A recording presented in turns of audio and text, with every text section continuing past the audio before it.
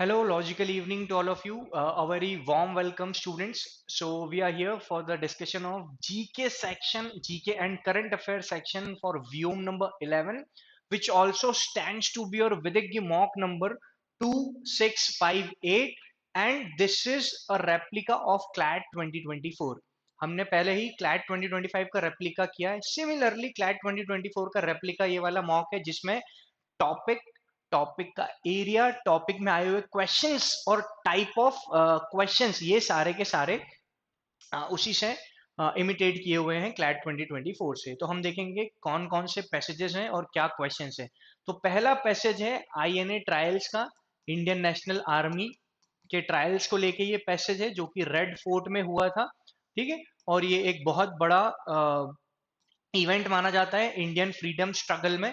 और उसके साथ साथ नेताजी सुभाष चंद्र बोस ने आजाद हिंद की एक गवर्नमेंट बनाई थी, government of free India in exile बनाई थी सिंगापुर में, और इसी गवर्नमेंट की एक आर्म्ड फोर्स बनाई थी या ब्रिगेड बनाई थी जिसका नाम था इंडियन नेशनल आर्मी. और इन्हीं के सोल्जर्स या ये पूरा जो आर्मी था ये वर्ल्ड वॉर टू के टाइम ब्रिटिश इंडिया पे अटैक करके इंडिया को आजादी दिलाने के मंसूबे रखता था. बट देन अगेन जापान की मदद मिली थी, पर जापान के हार जाने के बाद या सरेंडर करने के बाद ये आईएनए सोल्जर्स का जो मोटिव है वो भी नहीं पूरा हो पाया. एंड देन ब्रिटिश गवर्नमेंट ने एक स्टेटमेंट पास करने के लिए या नेशनल स्पिरिट को जो है हिलाने के लिए रेड फोर्ट पे इनका ट्रायल किया था, जो कि एक बहुत मैसिव पब्लिक प्रोटेस्ट या स्ट्राइक में कन्वर्ट हुआ था बाद में. और फिर इस ट्रायल ने ऑब्वियसली स्पार्क किया था नेशन वाइड आउटरीच. तो इससे रिलेटेड क्वेश्चन हम देखते हैं. पहला क्वेश्चन आ रहा है, which historical event is described in the passage.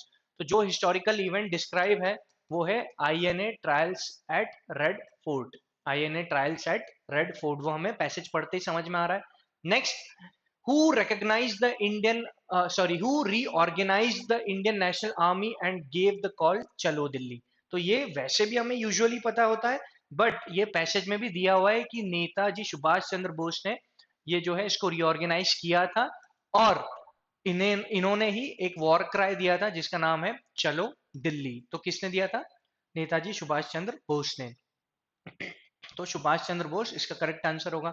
Next upon passage पे जाएंगे. तो ये बोल रहा है what was the main intention behind the INA trials. तो आईएनए ट्रायल्स के पीछे मेन इंटेंशन क्या था? ब्रिटिश गवर्नमेंट का इंटेंशन क्या था इस ट्रायल्स के पीछे?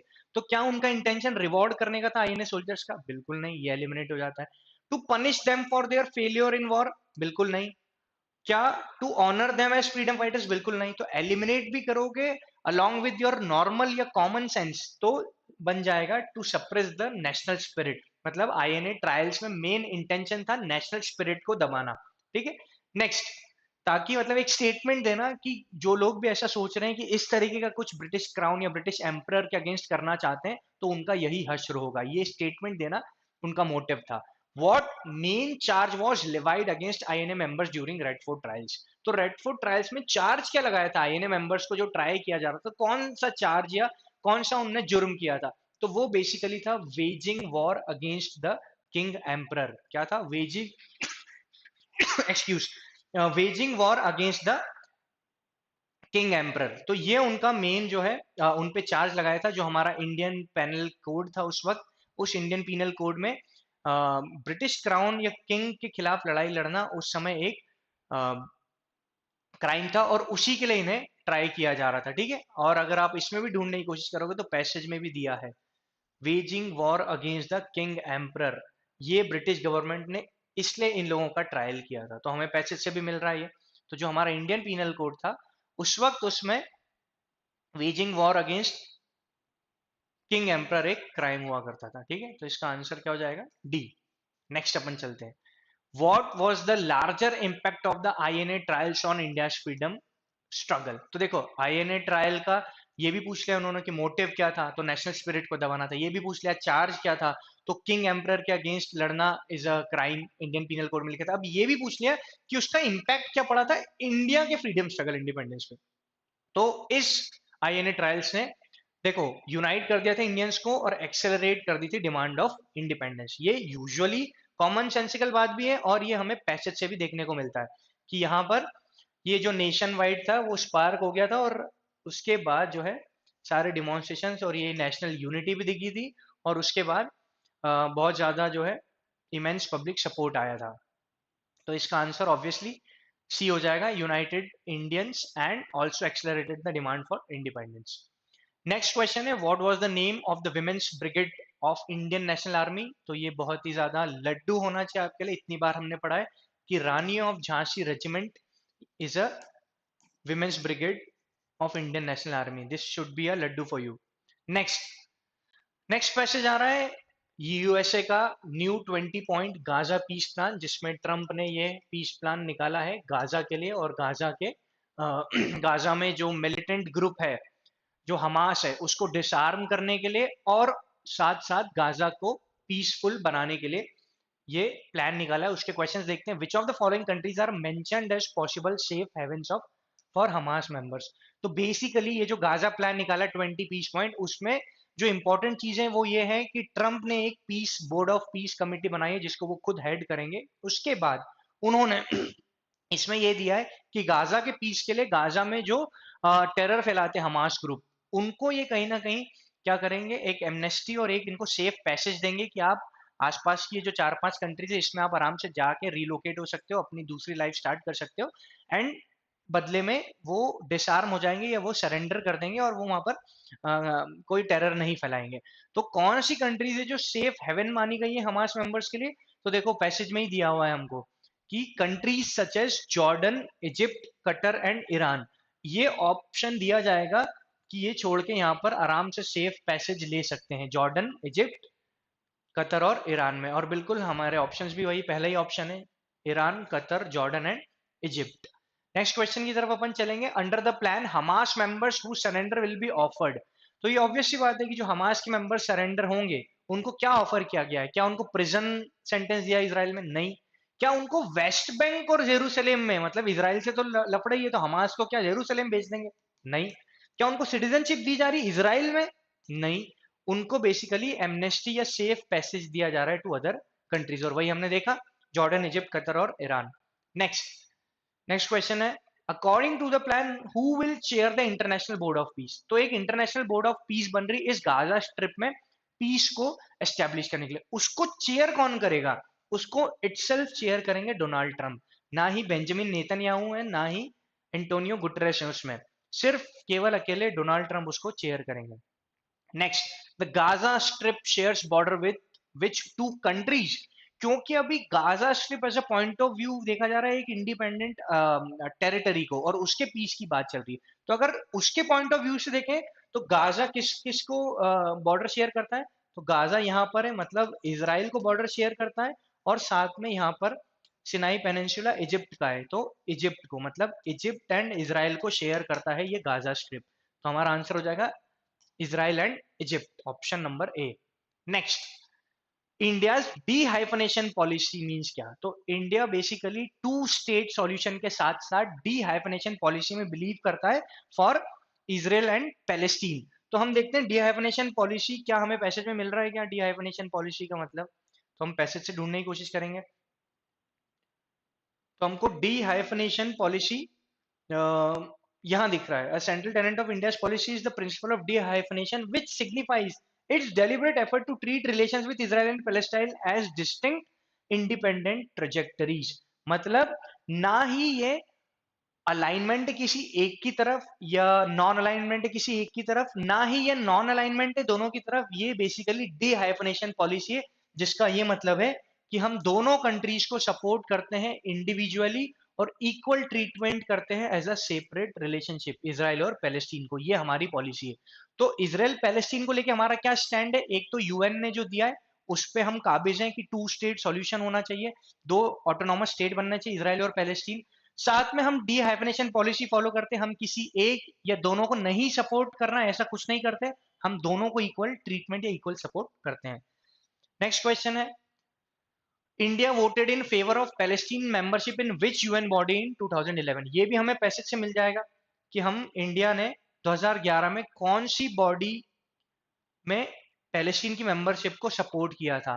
तो हमें ये सीधा सीधा पैसेज में मिल रहा है कि इंडिया ने फेवर में वोट किया था पैलेस्टीन की मेंबरशिप, कहां पर? यूनेस्को में। तो और इसी की वजह से यूनेस्को में पैलेस्टीन मेंबर बनने की वजह से इसराइल बाहर हो गया था एंड उसके पीछे यूएसए भी बाहर हो गया था यूनेस्को से। तो 2011 में हमने पैलेस्टीन को फेवर किया था यूनेस्को की मेंबरशिप के लिए। ठीक है, नेक्स्ट क्वेश्चन या रादर नेक्स्ट पैसेज कि 21st सेंचुरी में जो निसार है, नासा और इसरो का जो कोलैबोरेशन है वो लॉन्च हुआ है। ये एक अर्थ ऑब्जर्वेशन सैटेलाइट है या रिमोट सेंसिंग सैटेलाइट है। इससे रिलेटेड हम क्वेश्चंस देखते हैं। निसार का मतलब क्या है, सीधा सीधा पूछा है। तो निसार का मतलब होता है NASA ISRO synthetic aperture radar. NASA ISRO synthetic aperture radar मतलब सीधे सीधे हम अर्थ के मैपिंग की बात कर रहे हैं, या अर्थ के इकोसिस्टम या रिसोर्सेस को हम एनालाइज करने की बात कर रहे हैं through satellite, through synthetic aperture radar. Next next question है what is the main purpose of NISAR satellite. तो ये सीधी सी बात है, निसार सैटेलाइट का मेन पर्पस क्या है? Monitoring solar activity? बिल्कुल नहीं। क्या ये एक्सोप्लैनेट्स पढ़ने गया है? बिल्कुल नहीं। क्या ये मार्स पे गया है? बिल्कुल नहीं। एलिमिनेट करोगे तो भी आ जाएगा, कॉमन सेंस लगाओगे कि Nisar NASA ISRO synthetic aperture radar है, एक अर्थ ऑब्जर्वेशन सैटेलाइट है, तो वो बेसिकली ऑब्जर्व या मेजर कर रही अर्थ के चेंजिंग इकोसिस्टम और मूवमेंट्स को। Next, which quality or ideal does the NISAR mission represent according to the passage. तो पैसेज के हिसाब से निसार का मिशन क्या रिप्रेजेंट कर रहा है? तो वो हमें पैसेज में जाने की जरूरत ही नहीं, हमें वैसे ही समझ में आ रहा है कि नेशनैलिटी एंड प्राइड की बात कर रहा है? नहीं। क्या मिलिट्री की बात कर रहा है? नहीं। क्या वो प्राइवेट इंडस्ट्री की बात कर रहा है? नहीं। तो मतलब आपके पास पैसेज पढ़ के भी समझ में आ रहा है, इवन एलिमिनेट करके भी समझ में आ रहा है कि ये global corporation for a sustainable planet की बात कर रहा है, हमारे अर्थ के इकोसिस्टम को ये मैप करने की बात कर रहा है और उसमें चेंजेस जो है उनको एनालाइज करने की बात कर रहा है, which is rather about sustainable planet. Next question, how frequently will Nisar satellite map the entire globe. याद रखना, ये निसार सैटेलाइट लो अर्थ ऑर्बिट, पोलर ऑर्बिट पे है और ये हर 12 दिन में पूरे अर्थ को मैप कर देगी। हर 12 दिन में एंटायर ग्लोब को मैप कर देगी। समझना, एक सैटेलाइट ऐसे घूम रही है और अर्थ हमारा ऐसे घूम रहा है। तो मान लो एक चक्कर में उसने ये वाला पार्ट और ये वाला पार्ट, मतलब पीछे की तरफ समझना, ये इसने मैप कर दिया। अब ये तो ऐसे घूमती रहेगी पर अर्थ तो आगे बढ़ेगा ना, तो अगले चक्कर में अर्थ का ये वाला पार्ट यहाँ नीचे आएगा। तो इस तरीके से पूरे एंटायर अर्थ को या एंटायर ग्लोब को वो 12 दिन में जो है मैप कर देगी। Next, from where was NISAR launched. तो याद रखना, निसार इंडिया से लॉन्च हुआ है और इंडिया से लॉन्च हुआ है इसलिए निसार जो है सतीश धवन स्पेस सेंटर श्रीहरिकोटा से लॉन्च हुआ है। सतीश धवन स्पेस सेंटर श्रीहरिकोटा आंध्र प्रदेश से वो लॉन्च हुआ है। Next, in which year was the NASA ISRO agreement to collaborate on NISAR signed. तो ये नासा इसरो का जो एग्रीमेंट हुआ था फॉर कोलैबोरेटिंग ऑन निसार, ये 2014 पे ये साइन हुआ था। 2014 या 2014 में ये साइन हुआ था। नेक्स्ट अपन जा रहे हैं, next passage, passage number 4। 17th BRICS summit की बात कर रहा है जिसने एक खलबली मचा दी थी, क्योंकि इसके बाद हमने देखा था कि America was very harsh on the economic policies, और रादर अमेरिका ने जो टैरिफ लगाए वो सब पे लगाए, स्पेशली ब्रिक्स के नेशंस पे ज्यादा लगाए, जो कि एंटी डॉलर देखने को मिल रहा था, या फिर रादर बोल रहे हैं सीधे सीधे एंटी यूएसए देखने को इनका स्टेटमेंट्स मिल रहे थे ब्रिक्स के। और उसके बाद फिर ब्रिक्स के रेपरकर्शंस में टैरिफ लगा, टैरिफ के रेपरकर्शंस में इंडिया और चाइना एससीओ में थोड़ा क्लोज आते हुए दिखे, तो ये इंपॉर्टेंट हो जाता है ब्रिक्स, इसमें जो जो चीजें हुई। अब पैसेज के अलावा हम क्वेश्चंस देखते हैं, which of the following is objective of BRICS. तो क्या ब्रिक्स का objective peace and security promote करना है? बिल्कुल है।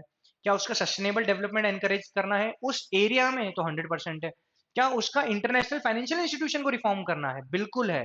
इसलिए ब्रिक्स का बैंक भी बना है, न्यू डेवलपमेंट बैंक, और इसलिए कंटिजेंट रिजर्व अरेंजमेंट भी बना है ब्रिक्स का, क्योंकि ये दोनों इंटरनेशनल फाइनेंशियल इंस्टीट्यूशंस को रिफॉर्म करने जैसे। तो तीनों ही इसके ऑब्जेक्टिव्स हैं, all of the above. Next, which of the following countries joined BRICS इन 2025। अब समझना, अपन ने ब्रिक्स पढ़ा है, बहुत ध्यान से पढ़ा है कि 2025 में अभी सिर्फ इंडोनेशिया ज्वाइन हुआ है, और इसके पहले ज्वाइन हुए थे Iran, UAE, Egypt and Ethiopia. ये पहले हुए थे। अभी 2025 में कौन लॉन्च हुआ, सॉरी कौन ज्वाइन किया है? तो वो है इंडोनेशिया।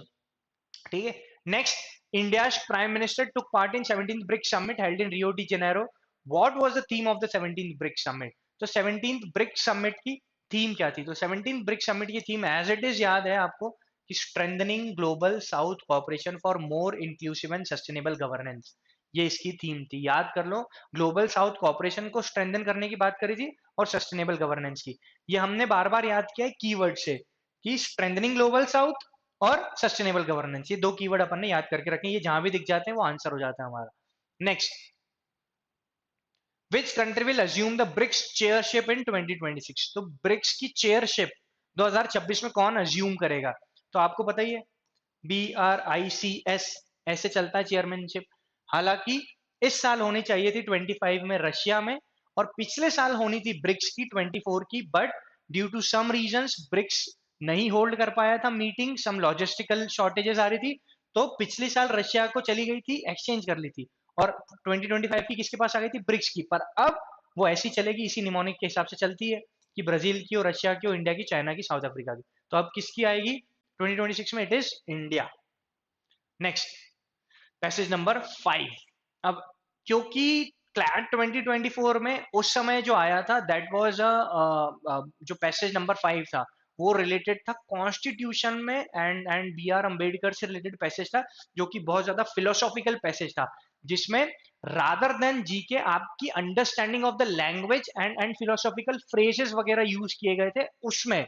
तो उसी को रेप्लिकेट करके अपन ने इस बार पैसेज डाला है। ट्राइस्ट विद डेस्टिनी की स्पीच है जवाहरलाल नेहरू जी की, ठीक है।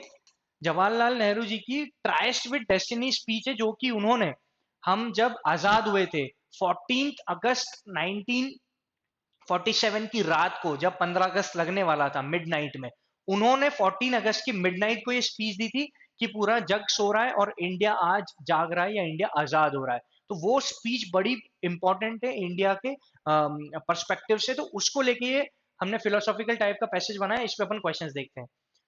पहला क्वेश्चन है, when was the speech tryst with destiny delivered by Pandit Jawaharlal Nehru?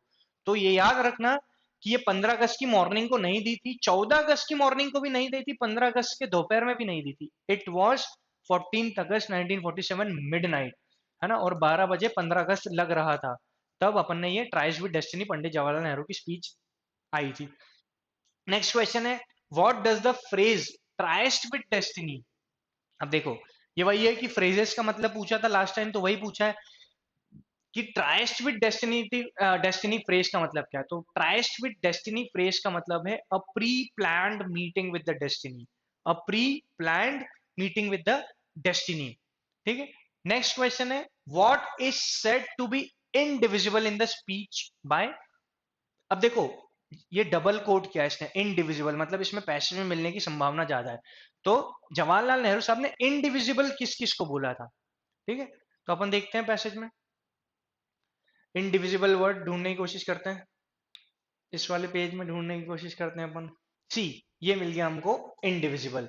तो जवाहरलाल नेहरू के हिसाब से पीस इंडिविजिबल था, so is freedom and so is prosperity, मतलब पीस, फ्रीडम एंड प्रोस्पेरिटी जो है इनडिविजिबल था अकॉर्डिंग टू जवाहरलाल नेहरू, ठीक है।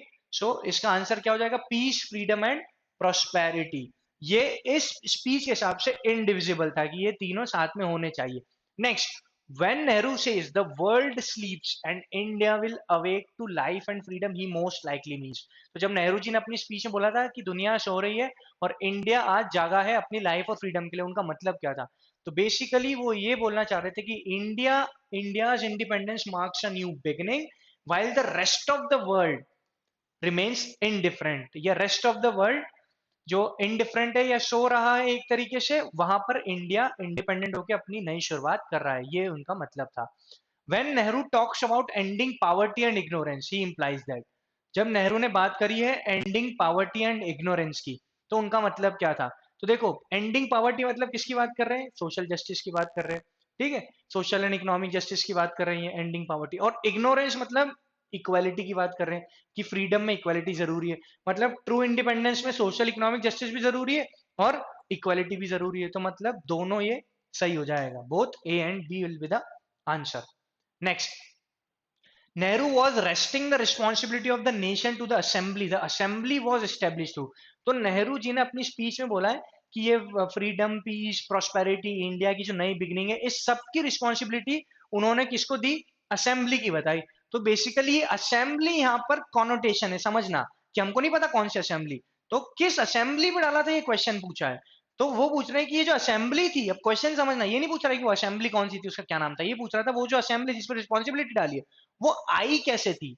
तो वो सीधी बात है कि हमें ये समझ में आ रहा है कि वो किस असेंबली की रिस्पॉन्सिबिलिटी, तब तो सिर्फ एक ही असेंबली थी, दैट इज कॉन्स्टिट्यूशन असेंबली या कॉन्स्टिट्यूएंट असेंबली, जो कॉन्स्टिट्यूशन बना रही थी। और वो असेंबली कैसे आई थी, कैसे एस्टेब्लिश हुई थी, तो ऑब्वियसली कैबिनेट मिशन प्लान 1946 जो ब्रिटिश गवर्नमेंट ने भेजा था उससे एस्टेब्लिश हुआ था हमारा कॉन्स्टिट्यूएंट असेंबली।